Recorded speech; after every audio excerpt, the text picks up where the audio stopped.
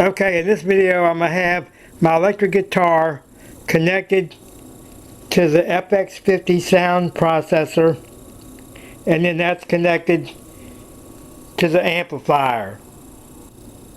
Since I'm not a musician, I'm just going to be plucking the strings on my electric guitar and sending the signal to my FX50 sound processor, which then goes to the amplifier. And I will be displaying some of the sounds and waveforms that I get from plucking this string and sending it to the FX50. Okay, I now have my FX50 sound processor connected both to an oscilloscope and also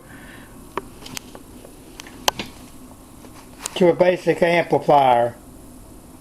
Now I'm going to do a little strumming on the electric guitar and let you listen to the various sound effects coming from the FX50.